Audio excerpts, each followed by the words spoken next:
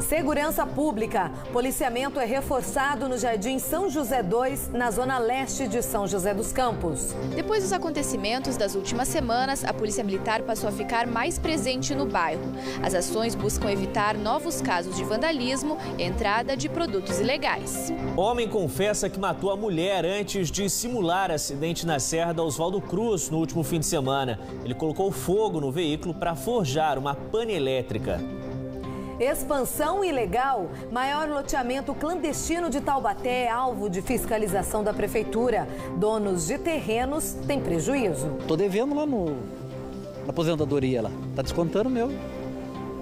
Para comprar esse terreno aqui, agora deu nas aí, né?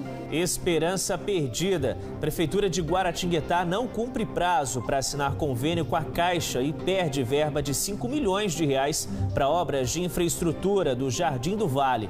Moradores pagam IPTU, mas estão há anos sem melhorias. O poder público poderia abrir o olho para ver a situação que está aqui no Jardim do Vale. O povo aqui do Jardim do Vale já nem fala mais, porque não adianta, né? Protesto. Estudantes da Unital lotam a Câmara de Taubaté em audiência pública. Eles cobram transparência na prestação de contas e reclamam da falta de estrutura dos cursos. Seja bem-vindo. O Band Cidade começa agora.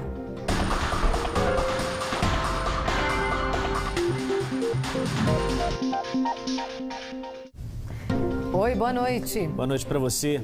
Moradores de São José dos Campos estão assustados com a onda de violência no Jardim São José 2. A polícia tem reforçado ações no bairro após registros de violência ali no local. Quem vê essas imagens não imagina que o Jardim São José 2, na zona leste de São José dos Campos, tem sido um dos lugares mais violentos da cidade nas últimas semanas. Somente em agosto, 3 pessoas morreram em confrontos com a polícia. Os moradores estão preocupados. Tá meio violento, tá bastante violento para esse lado aqui, né? No início do mês, um jovem de 20 anos que teria roubado pessoas em um ponto de ônibus foi morto por policiais militares durante uma perseguição.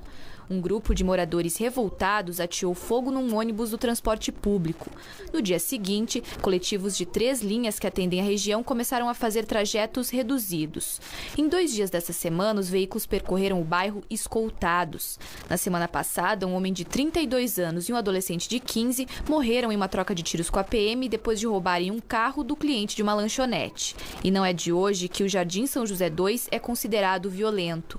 Criado há cerca de 15 anos por um programa da prefeitura, recebeu mais de 1.800 pessoas de favelas da região central da cidade.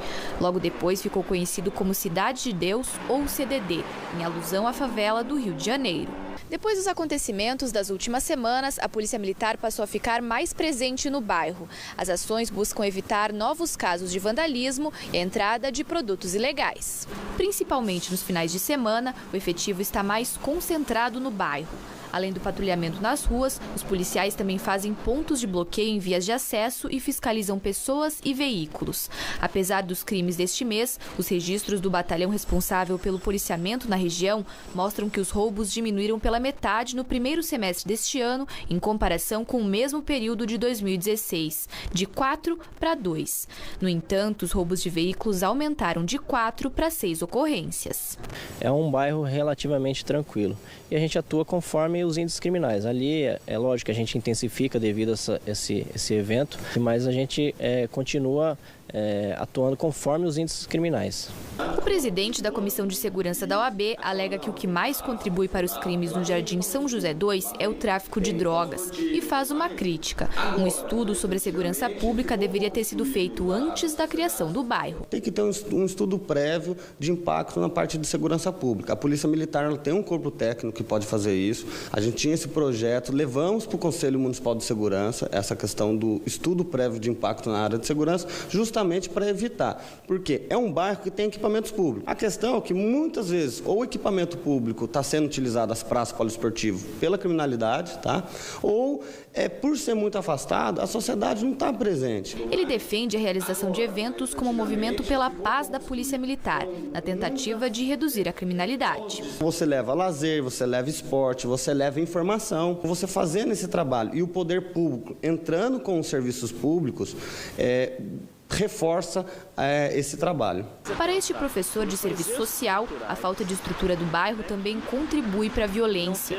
Ele aponta como solução para diminuir ocorrências a criação de mais espaços de cultura e lazer por parte do poder público e a instalação de empresas pela iniciativa privada.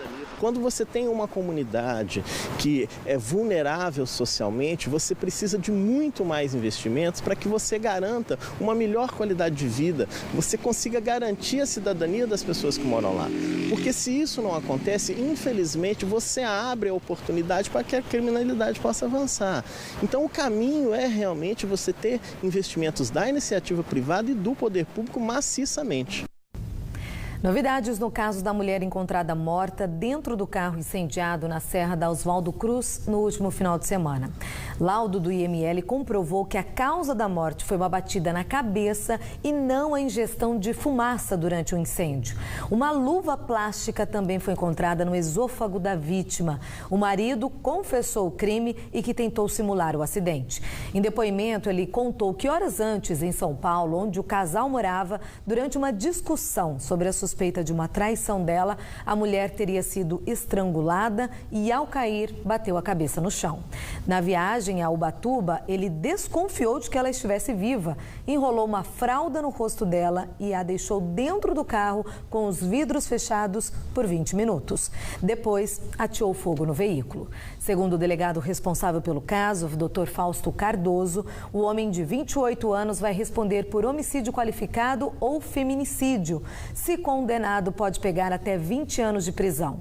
A polícia vai investigar também se nos planos do suspeito, o filho do casal de 1 ano também seria morto. Na próxima semana, a polícia pretende fazer a reconstituição do crime. Policiais de Ilhabela descobriram hoje à tarde um esconderijo de drogas no bairro Coroa do Camarão. Num tambor plástico enterrado no matagal estavam 4,5 kg de maconha, meio quilo de cocaína, 400 gramas de haxixe e 179 frascos de lança-perfume. Ninguém foi preso. Proprietários de grandes áreas na zona rural de Taubaté insistem numa prática ilegal, que é lotear o terreno em medidas inferiores às indicadas por lei. São mais de 100 loteamentos clandestinos. Hoje, funcionários da prefeitura fizeram uma operação para interditar essas áreas irregulares. O Palácio Bom Conselho foi o ponto de partida das equipes da Defesa Civil, Guarda Municipal e Secretaria de Planejamento. Em comboio, seguiram para o bairro Baracéia, na zona rural de Taubaté. Neste local, distante 15 quilômetros do centro, um loteamento clandestino estava em formação. A área foi descoberta há 1 ano e interditada nesta quinta-feira. Essa interdição está sendo feita por orientação do Ministério Público Estadual, para conter os loteamentos irregulares na cidade de Taubaté. O período que transcorreu para a interdição do loteamento, para a coleta das provas, para provar que o loteamento é irregular e clandestino. Não há possibilidade de regularizar isso porque é um lote rural. Lote rural, a lei federal exige que seja no mínimo 20 mil metros quadrados. O loteamento tem cerca de 6 alqueires divididos em mais de 100 lotes de 1.000 a 1.500 metros quadrados. Neste, os fiscais flagraram os pedreiros trabalhando e embargaram a obra. A princípio, estão deixando aqui um termo de embargo. Como encontramos só apenas os pedreiros, não encontramos nenhum proprietário no local, um termo de embargo para ele paralisar a obra.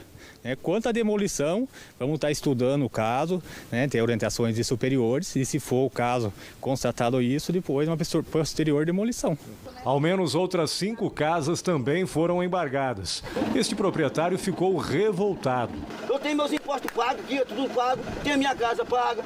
Entendeu? Eu sou um cara trabalhador, sou um cara honesto, só que eu não gosto de impunidade. Isso aqui, para mim, é uma impunidade. A falta de infraestrutura é visível. Água e luz são clandestinas. E ainda há o risco de deslizamentos de encostas. Segundo a prefeitura, além desta área aqui no bairro Baracéia, existem mais de 100 loteamentos clandestinos espalhados pela zona rural de Taubaté. Em todos eles, os proprietários já foram identificados e notificados sobre a irregularidade. E se continuarem com os empreendimentos, poderão ser multados em até 100 unidades fiscais do município, que hoje equivalem a R$18 mil. Estamos na fase de multar e notificar para demolição vários deles.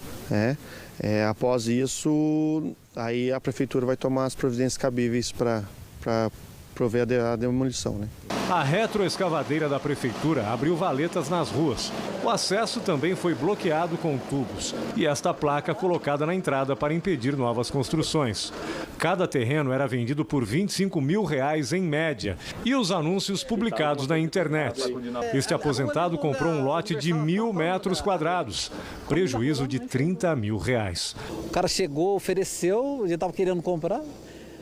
Eu até tirei o dinheiro consignado lá, 11.500, né? Tirei, tô devendo lá na aposentadoria lá. Tá descontando o meu. Para comprar esse terreno aqui, agora deu nas aí, né? Depois do intervalo, a previsão do tempo para amanhã. E a crise na Unital. Estudantes e funcionários cobram explicações sobre a situação financeira da universidade. A gente volta já às 7 horas em ponto.